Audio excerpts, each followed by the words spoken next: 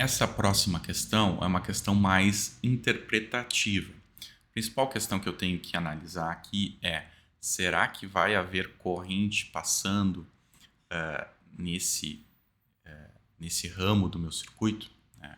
Então, a análise que eu faria aqui seria uma análise de Kirchhoff das correntes, ou seja, se eu traçar esse caminho fechado aqui, eu sei que num caminho fechado, as correntes que saem do caminho fechado é igual às correntes que entram no caminho fechado. Nesse caso, eu só tenho corrente saindo do caminho fechado. Se eu só tenho corrente saindo do caminho fechado, eu sei que as correntes, vou dar um nome para essa corrente aqui, Ix, por exemplo, e x vai ter que ser igual à soma das correntes que entram nesse caminho fechado. Nesse caso, a soma das correntes que entram nesse caminho fechado é zero. Portanto, aqui eu não tenho como ter corrente nesse ramo específico. Então, aqui eu vou considerar que essa corrente nesse ramo é igual a zero. Tá? Isso é importante para a solução desse problema. Vou tirar isso aqui só para deixar mais limpo a solução desse problema. Ok? Muito bem. Então, o problema pede a tensão entre os pontos A e B. Então, eu tenho aqui o ponto A e aqui eu tenho o ponto B. Bom, o que é uma forma que eu gosto de analisar ele é fazer problemas menores. Então, a tensão entre A e B eu posso dividir em tensões menores. A tensão entre, por exemplo, A e X.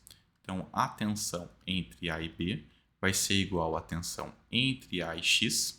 Depois, a tensão entre X e Y, Vx e Vy. Depois, a tensão entre Vy e Vb. Então, eu sabendo essas tensões intermediárias, eu consigo achar a resolução do meu problema. Então, quem é a tensão entre V a B? A tensão entre VAX, desculpa. Tensão entre VAX. Então, é a tensão do ponto A até a tensão do ponto X, tá? Então, seria uma tensão com essa polaridade aqui. Então, eu poderia ver a tensão nessa fonte mais a tensão nessa resistência. O grande problema é que é difícil descobrir a tensão de uma fonte de corrente. Então, eu vou para o outro lado. A tensão VAX, vejo que essa tensão VAX ela é a mesma tensão em cima desse resistor aqui. O grande problema é que eu já defini que essa corrente aqui de 2 amperes ela está nesse sentido. Então, na verdade, ela vai me gerar uma tensão positiva nesse ponto aqui. Portanto, eu vou ter uma tensão V do ponto X até o ponto A de 5 vezes 2 amperes, ou seja, 10 volts, nessa polaridade que está a figura. Mas eu quero não a tensão VXA, e sim a tensão VAX, que é o contrário.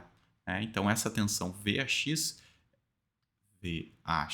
ela é o contrário da tensão VXA. Tá? Então, essa primeira variável que nós estamos buscando, ela é menos 10 volts. A tensão VXY, veja que como eu não tenho corrente, se eu não tenho corrente, eu não tenho queda de tensão nessa resistência. Então, a tensão é zero. Mas eu tenho uma fonte de tensão dependente.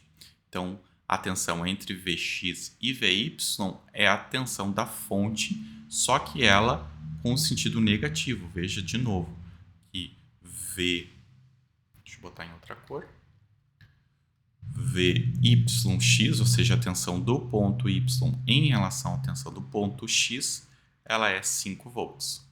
Então, a tensão que eu quero, que é Vxy, ela é igual a menos Vyx.